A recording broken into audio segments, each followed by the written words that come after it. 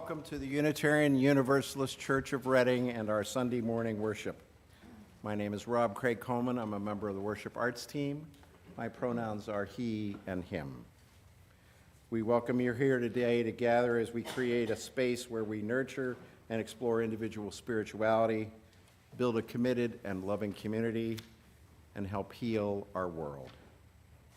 If this is your first time with us, we're so happy you have joined us. Please visit our webpage to learn more about our beloved community, and there you can connect with our staff as well. For those here in the sanctuary this morning, please come to speak to me or Melissa Martin after the service if you have any questions or just to get better connected.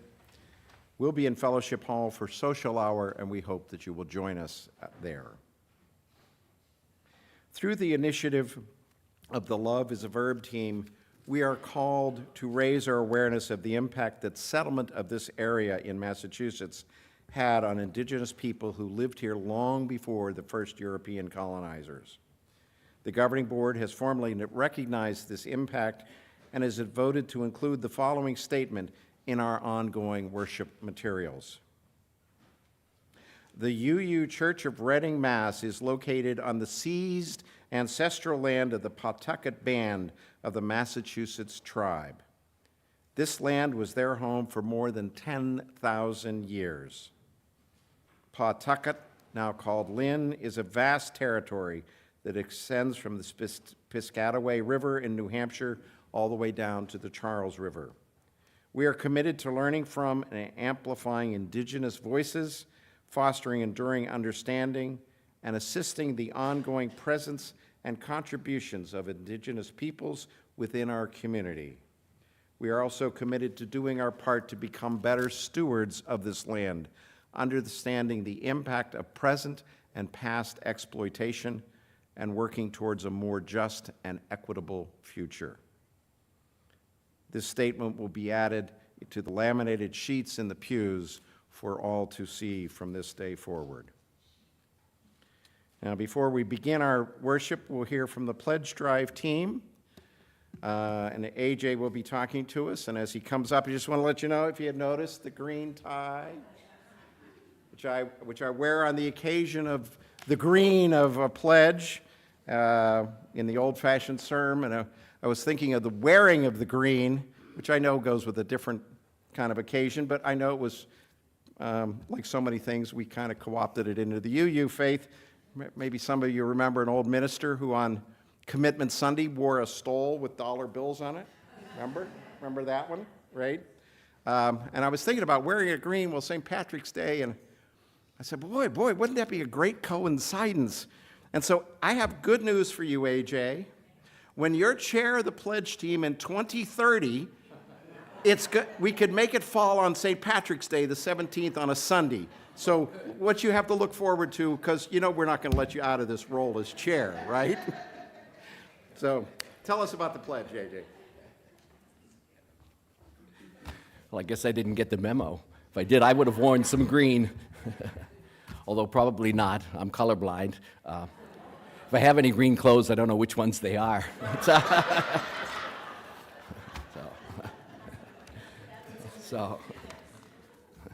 So happy Commitment Sunday, everyone. And I have great news. This past week, we received a whopping $107,000 in pledges. So our total is now $309,000. Yeah. In my 10 years of running the pledge drive, I don't know about 2030, but that's the most we've ever received by Commitment Sunday. So we're really doing well.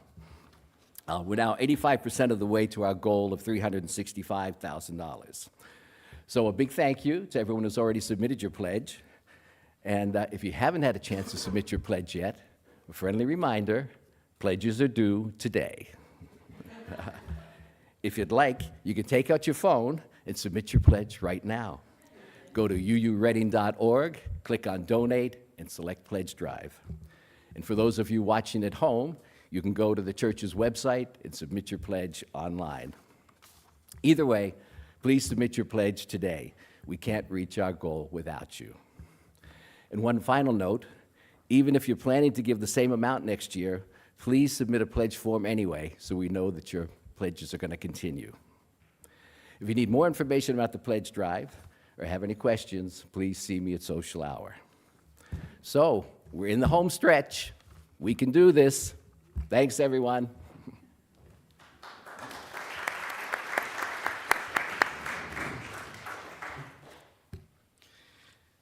Now, let me invite you to take a deep breath.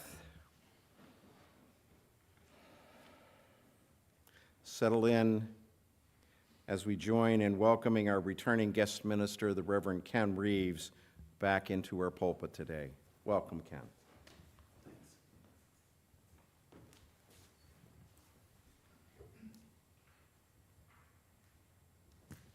Good morning. May peace be in your hearts through the energy of freedom and the warmth of love.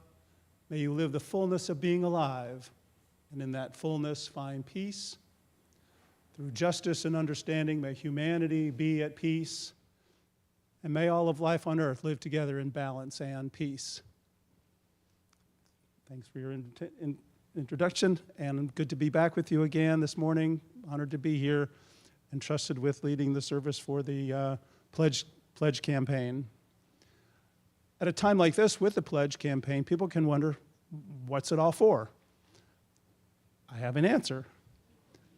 A church has various functions.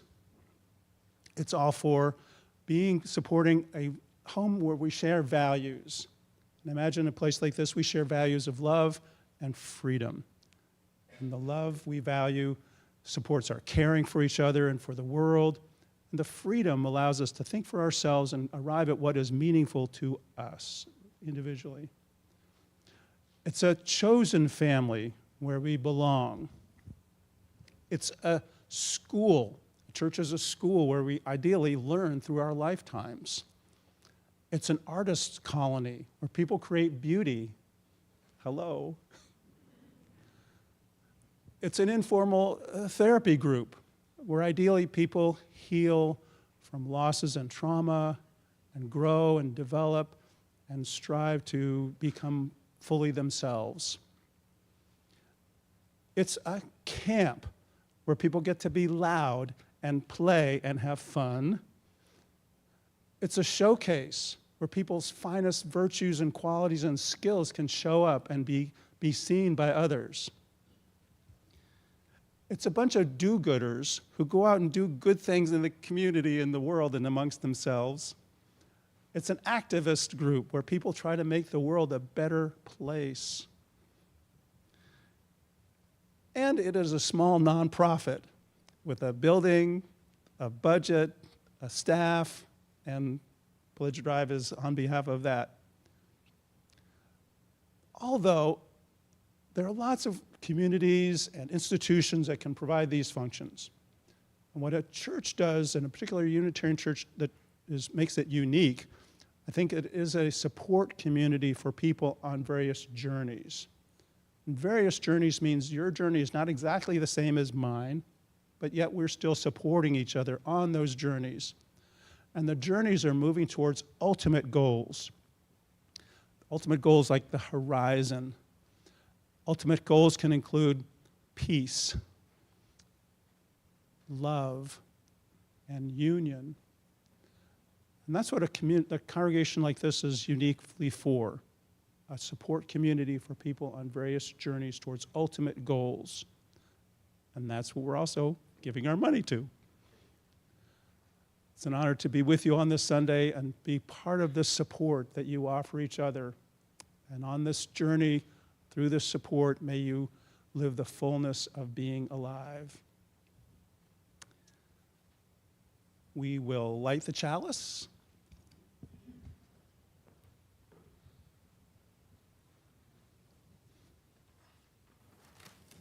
As we light our chalice this morning with Unitarian Universalists around the globe, I invite you to call into your heart the flame you kindle this morning, the flame of truth, of community, of commitment to love, and to justice. And please join me in reciting our chalice lighting words, which can be found in laminated sheets and with the hymnals behind the pews. In the light of truth, the warmth of community, the fire of commitment we gather this day. May the flame we kindle be to us a symbol of the holiness we seek. And each week we recite our children's affirmation as a reminder of the most important elements of who we are. Please join me in reciting these words.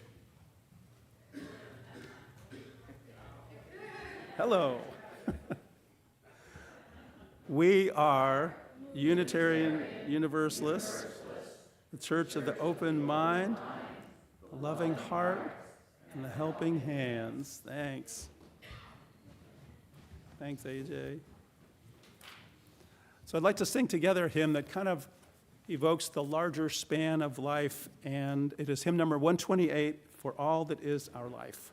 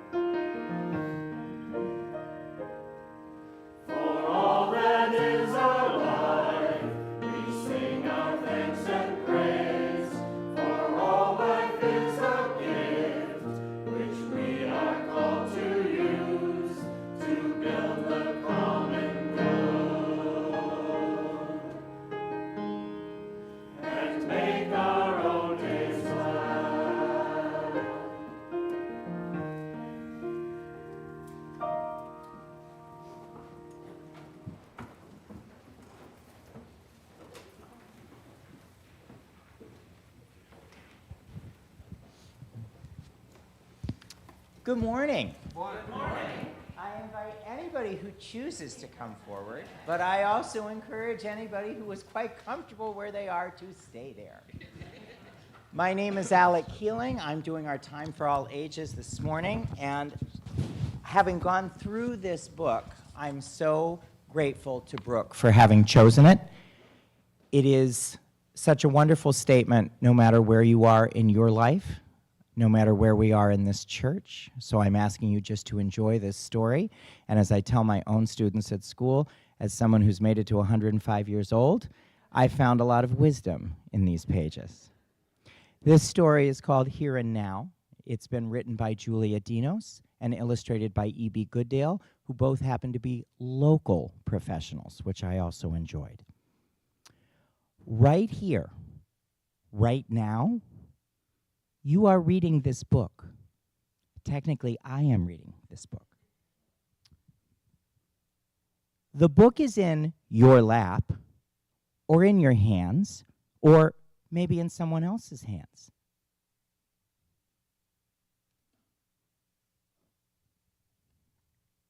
You are sitting, or you are standing, or you are wrapped up in a bed.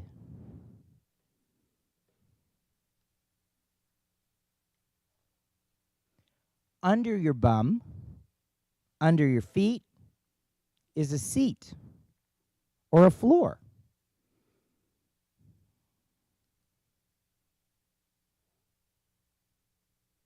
Or a cloud, if you happen to be on an airplane. And under all of those things is the earth, the grass and the dirt, the earthworms and the fossils and the rocks.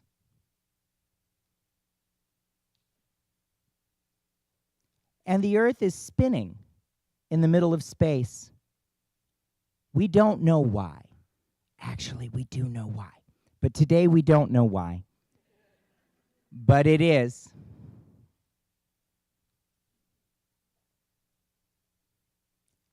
And you are too.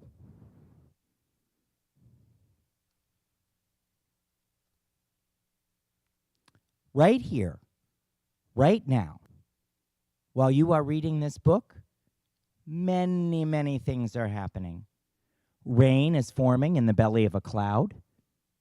An ant has finished its home on the other side of the planet.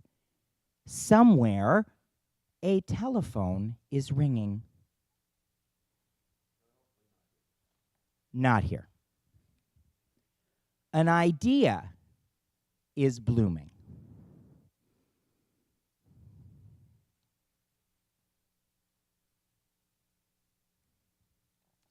Grass is pushing up through cement.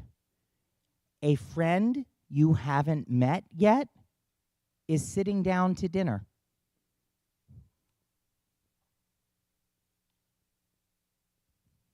There are animals, wild ones, and tame, living and breathing all around you.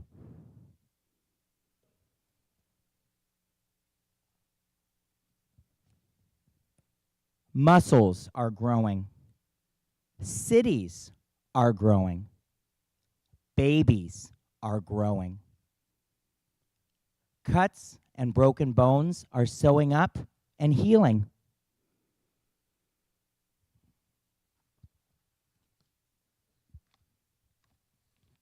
Unseen work is being done.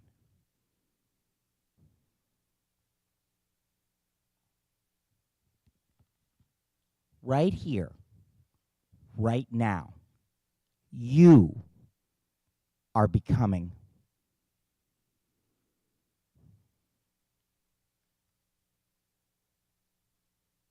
Isn't it wonderful? Though today is not an RE Sunday, and we encourage everyone to go back with their families and enjoy the service, it is an RE Sunday next week, so please spread that word, and let's go on with the service.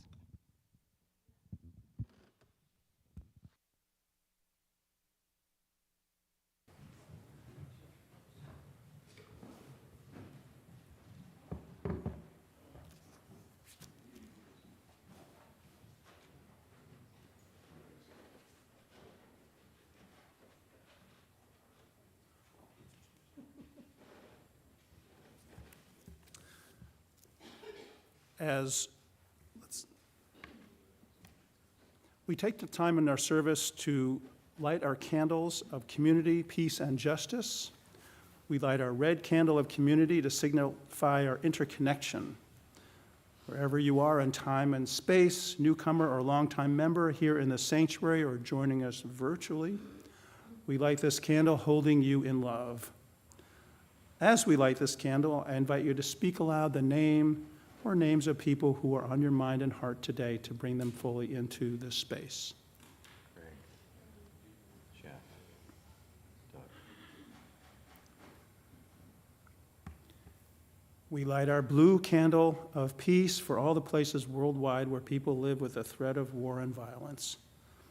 We recognize so many places around the world, Gaza, Sudan, Ukraine, where war and violence are raging, but especially we cry out about the unjust and unconstitutional war that our country is waging against the people of Iran and death and destruction it has brought throughout the Middle East.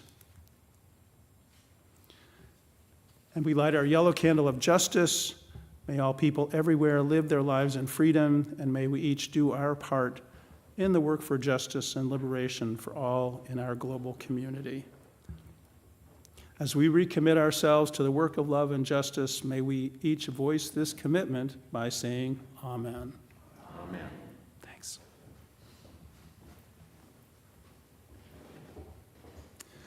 And I'd like to sing together a hymn that reflects our home, our place of a home in the world and the universe and in this community as well. It's in the Teal hymnal, number 1064, Blue Boat Home.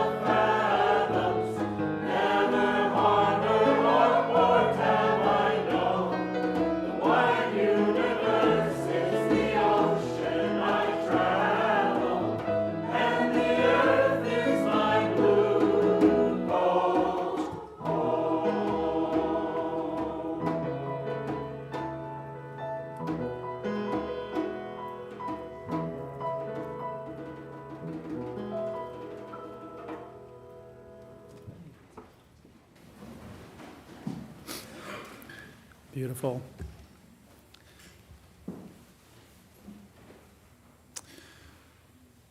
O Spirit, dear God, ultimate home, paradoxically, we are journeying home and we are home. This home is a place of freedom and union. Thank you for supporting us on our journeys. Thank you for making our home for us.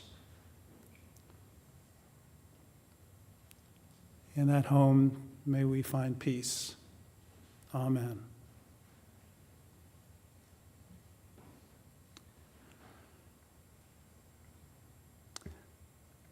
And I invite those who wish, if you have a joy or a sorrow you would like to honor through lighting a silent candle, you're invited to come forward now.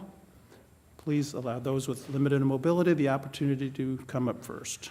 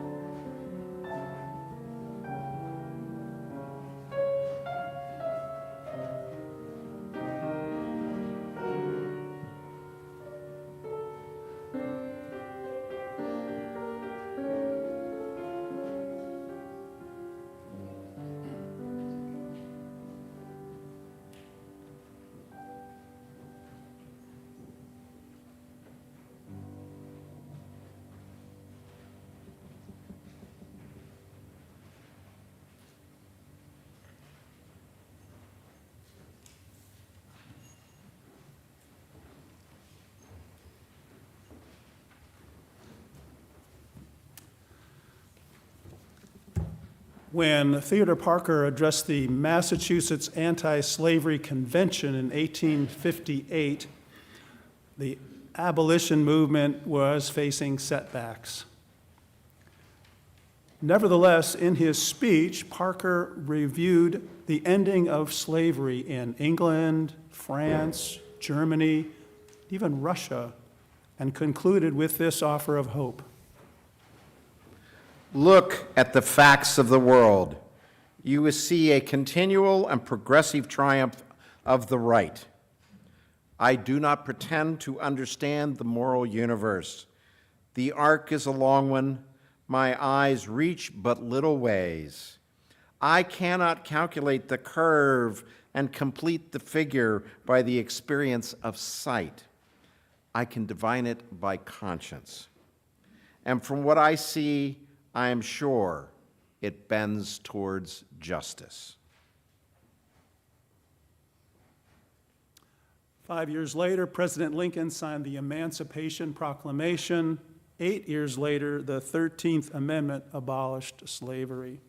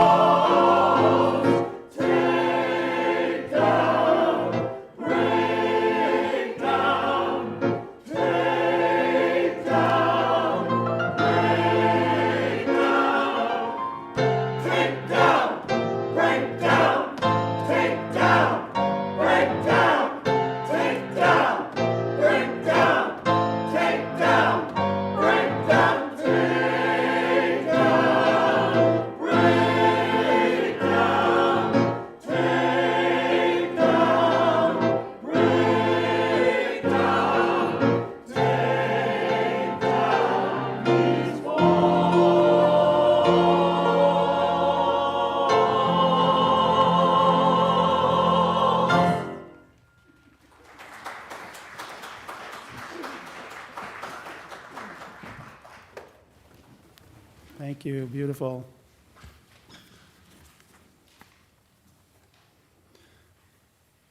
This homily is entitled, How the Universe Bends Toward Justice, and the universe bends toward justice by supporting cooperation. Really, when I gaze at the stars at night and look at the universe, my first thought is, look at all this cooperation.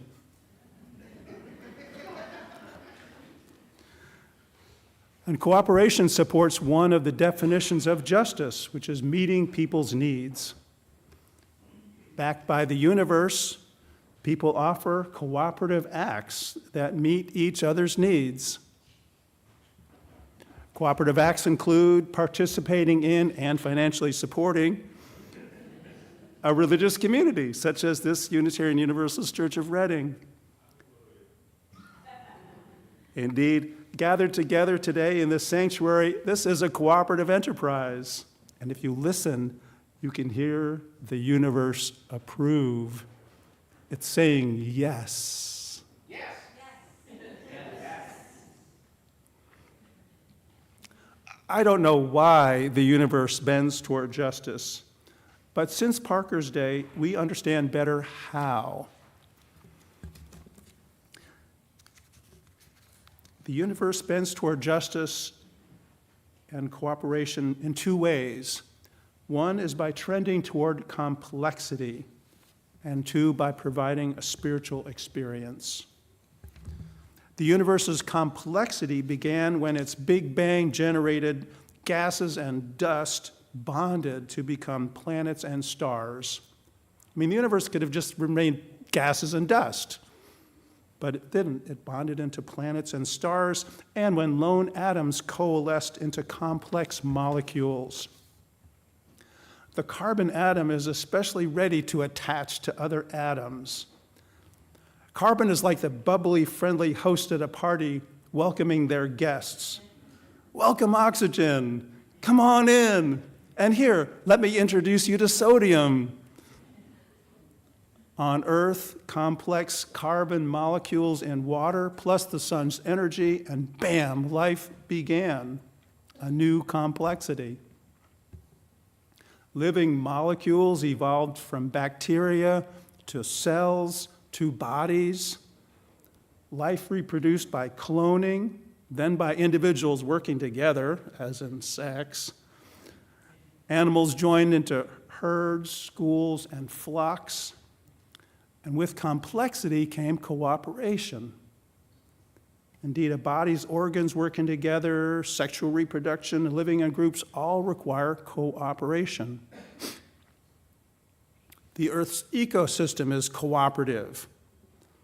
The system does include predators, but it's part of a balanced system, all working together to generate life.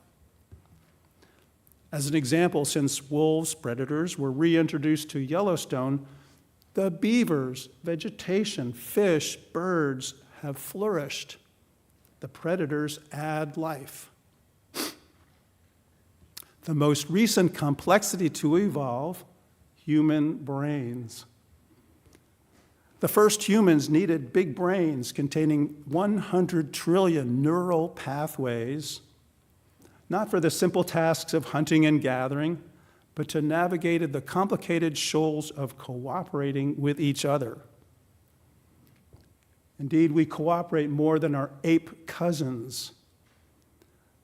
When apes find a banana plant, each individual grabs what they can and goes off to eat.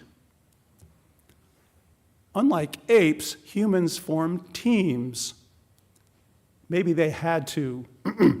Maybe apes outforaged early humans, so one day someone's 100 trillion neural pathways proposed an idea. Those monkeys are hogging the fruits and berries, but what if we widen our search, collect what we find, and share? Giving people the brain power to hatch such a cooperative, meeting people's needs plan, the universe bent toward justice. We're still collecting and sharing.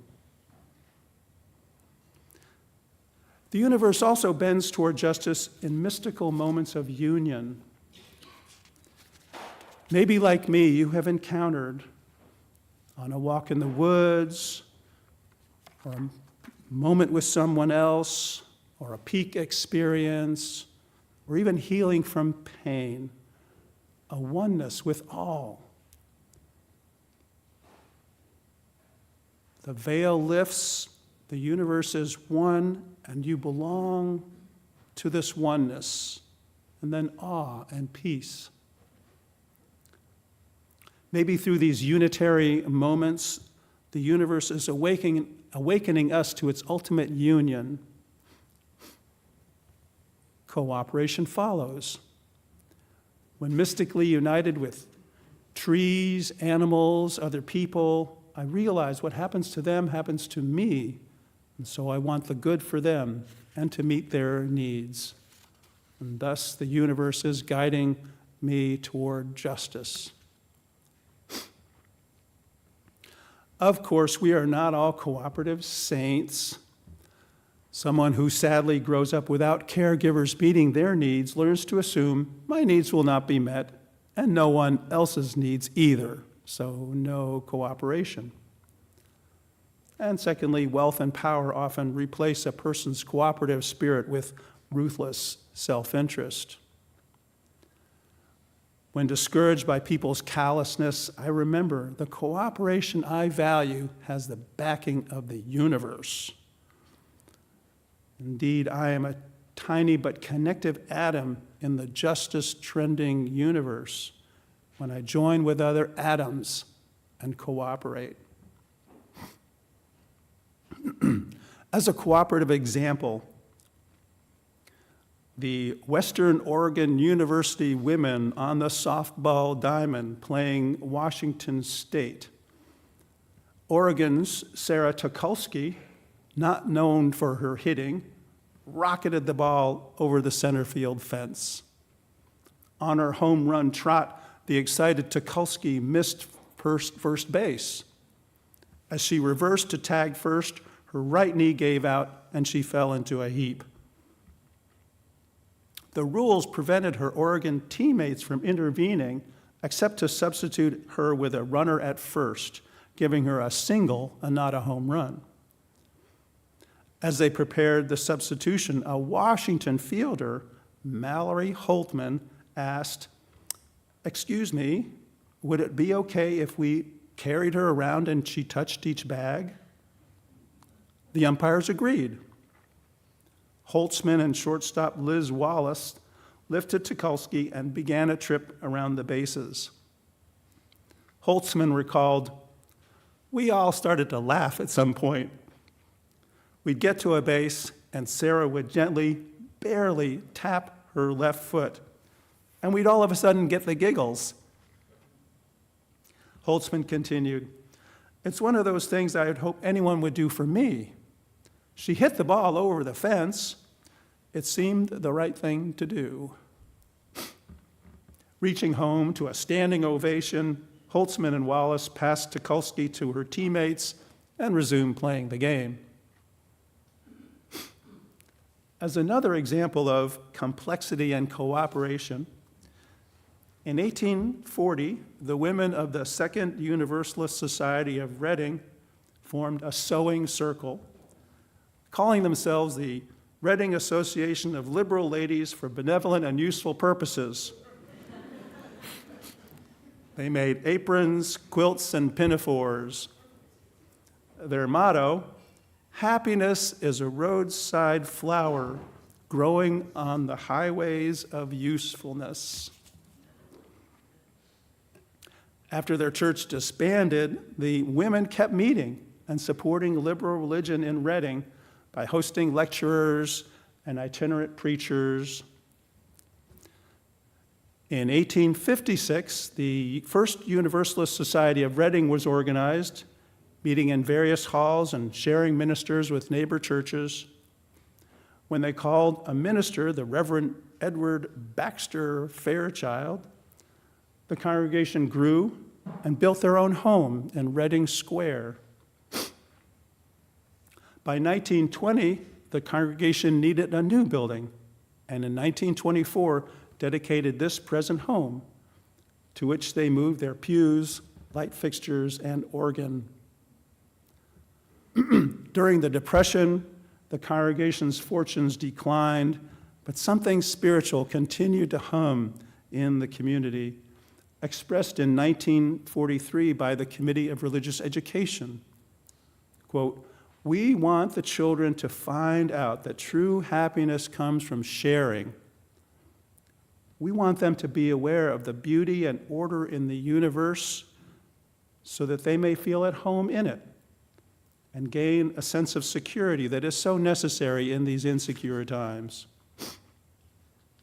We want them to care about other people, even those of other races, nations, and creeds, and to care about the problems of evil and injustice."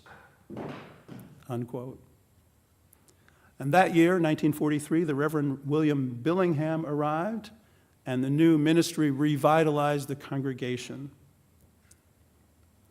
The congregation has proceeded over the years. During the Reverend Jane Jepska's ministry, the congregation trained 10 ministerial interns.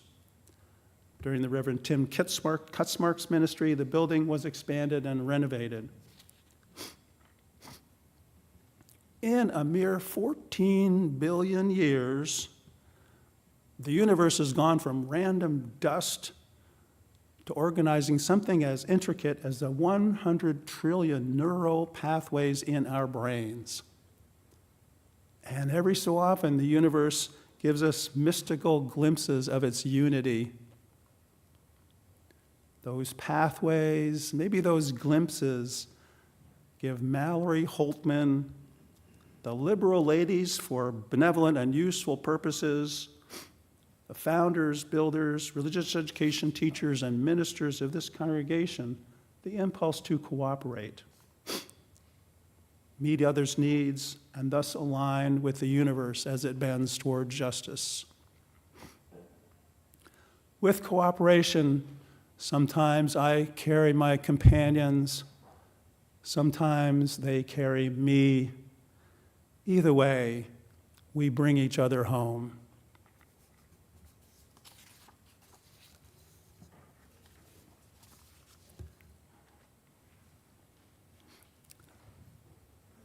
We have a pledge commitment ritual, and I believe you received cards when you arrived and a pencil, writing utensil. What I'd ask is, if you would, to make a note of something you receive from the congregation, from this Church of Reading, and something you give to the church. Take a minute for that, what you receive and what you give.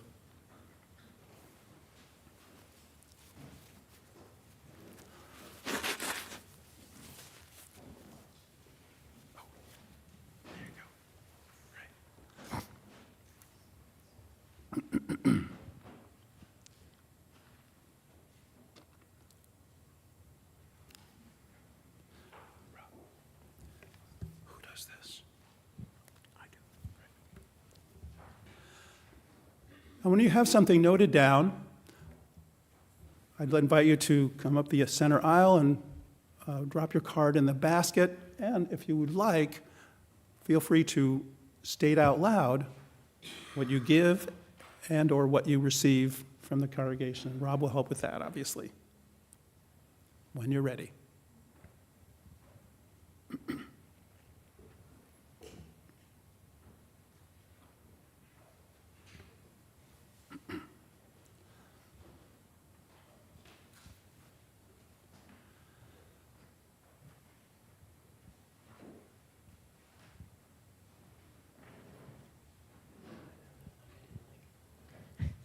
So I receive community and I give music.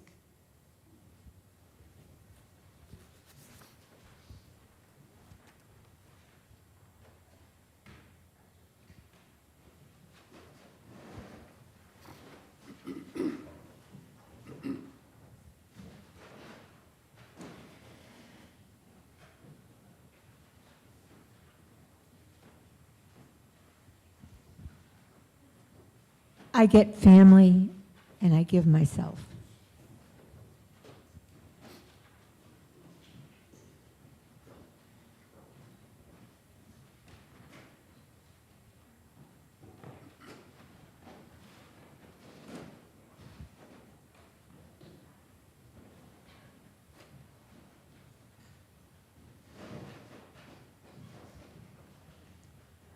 I receive community, and I give my time, energy, and my money.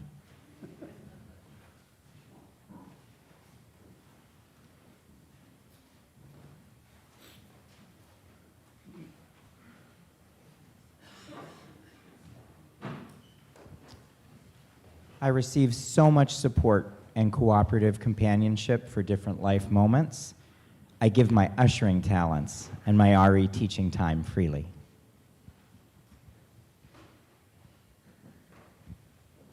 I give the proverbial time, talent, and treasure, and I get gathering with kindred spirits, spiritual and intellectual enrichment, and working cooperatively on social justice activities.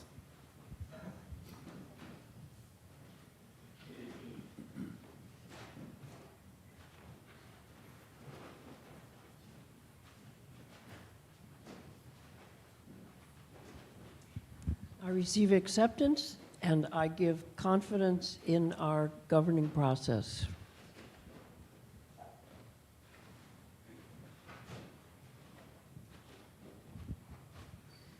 I receive love, help, happiness, and community, and I try to donate the same.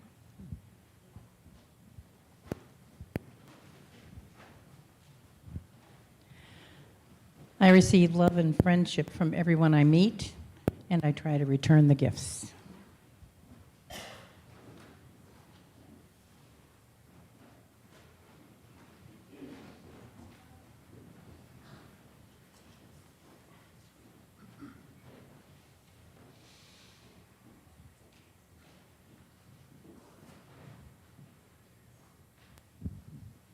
We received incredible support during a very difficult time in our lives.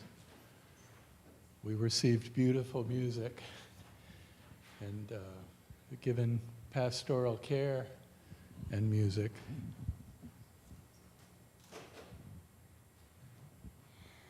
I receive opportunities, words of wisdom, hugs, and laughs. And what I give is hugs in return, joy, my voice, and an open heart.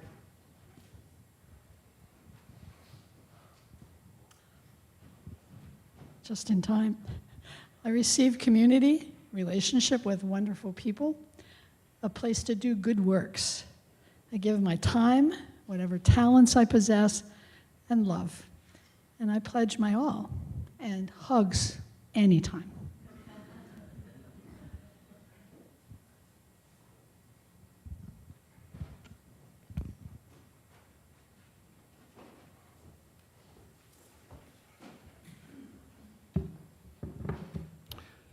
And we are all a blessing to each other.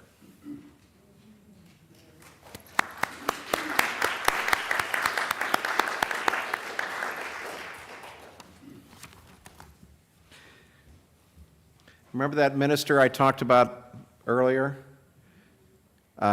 We didn't hold Ken to this, but you may also remember he, on Commitment Sunday, would give the Sermon on the Amount.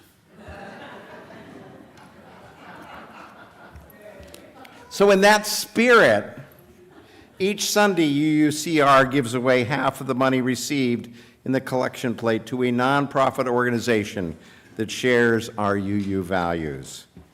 It's a simple yet powerful way for each of us to help heal the world. Our Share of the Plate recipient for March is UUCR We Care Fund. Our Share of the We Care Fund provides emergency financial assistance to individuals and families within our congregation and the wider community who are facing unforeseen financial hardship. These funds are used to meet immediate and essential needs, such as housing, utilities, food, and medical expenses, so that dignity, stability, and hope can be preserved in times of crisis. At this moment, the need for the We Care Fund is especially acute due to recent federal funding cuts by the present administration. Our congregation survives and thrives through the gifts of those who call this place their spiritual home. If you're here with us in a sanctuary, you may put your gift in the plate as it goes by. Otherwise, you can make a gift online or even send an old-fashioned check. Please give as generously as you are willing and able to our Share the Plate offering to support UUCR We Care Fund and the mission of UUCR. If this is your first time with us, please let the plate pass you by. Your gift, your presence is gift enough.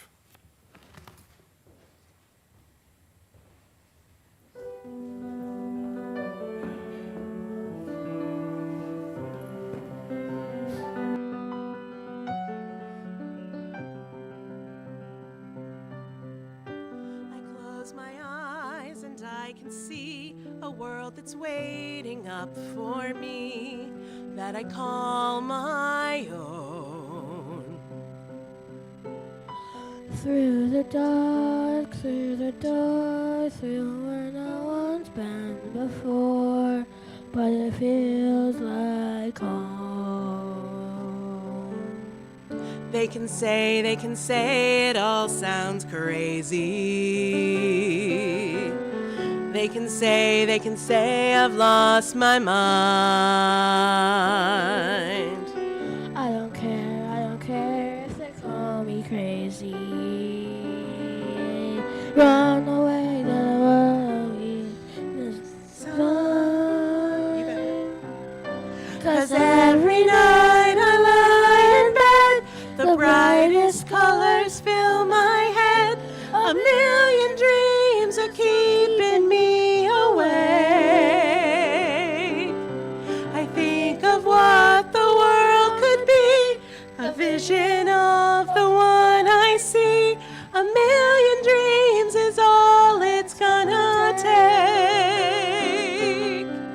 Oh, a million dreams for the world we're gonna make.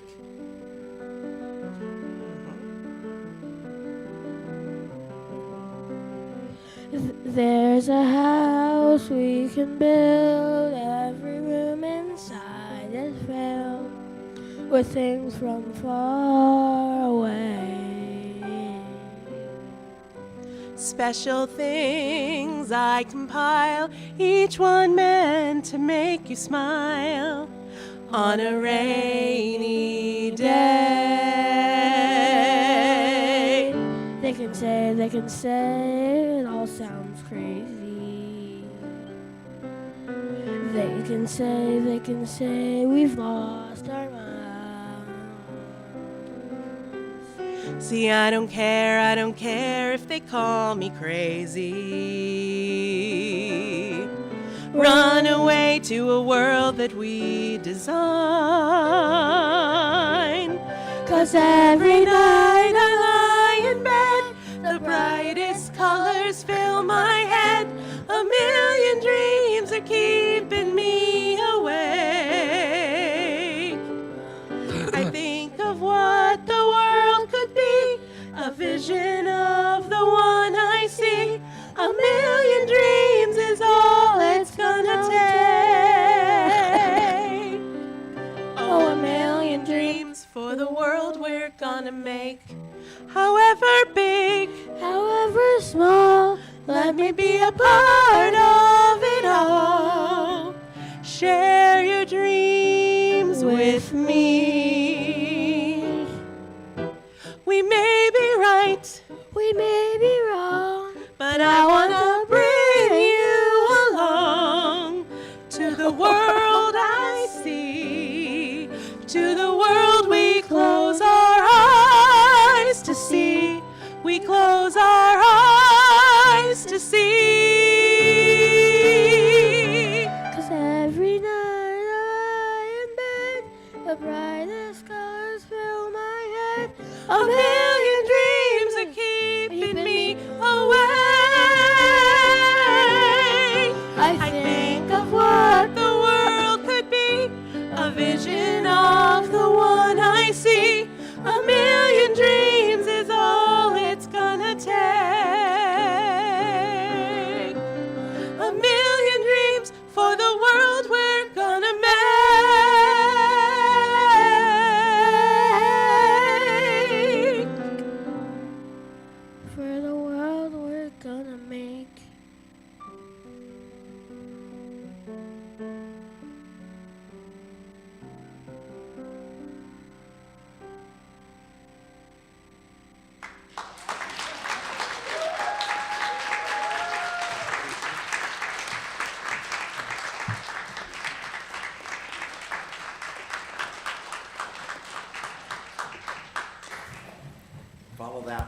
Wow.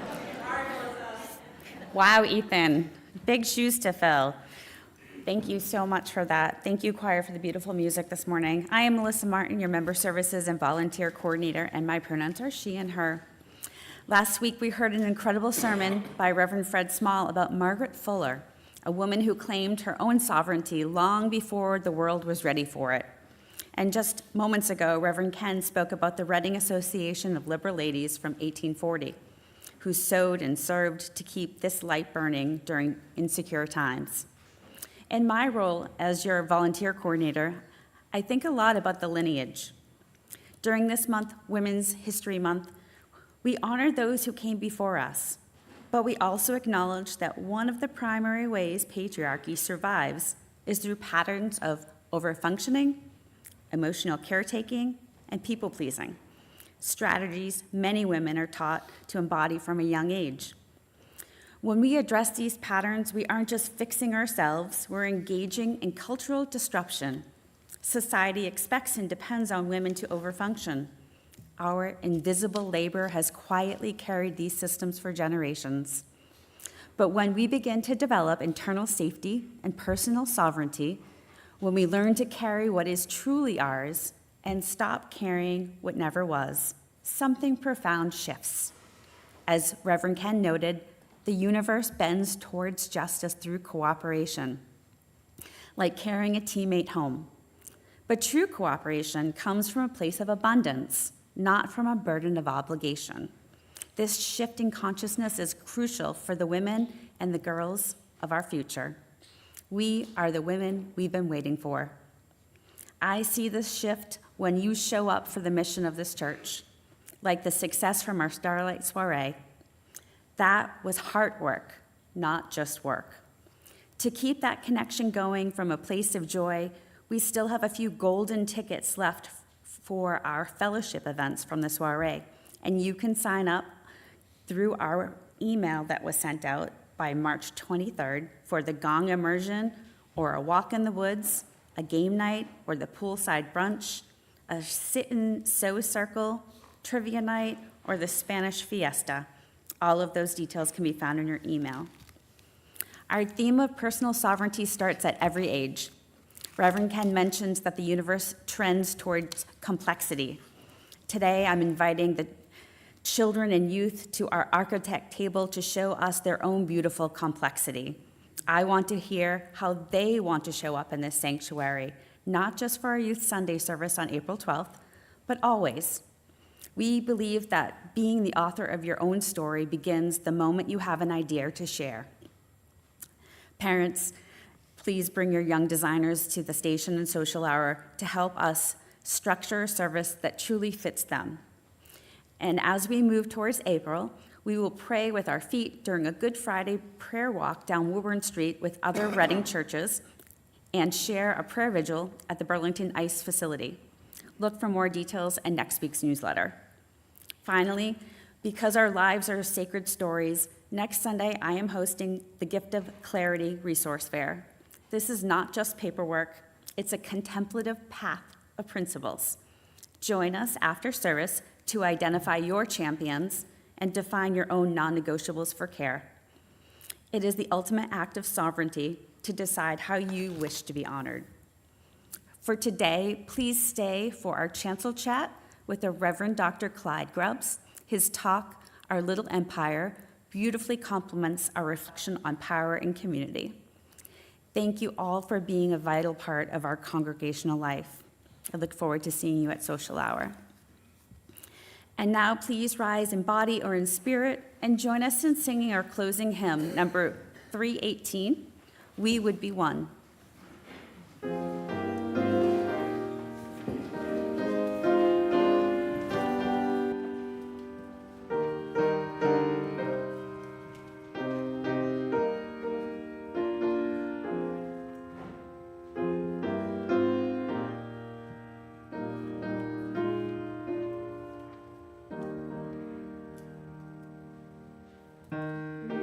would be one, as now we join.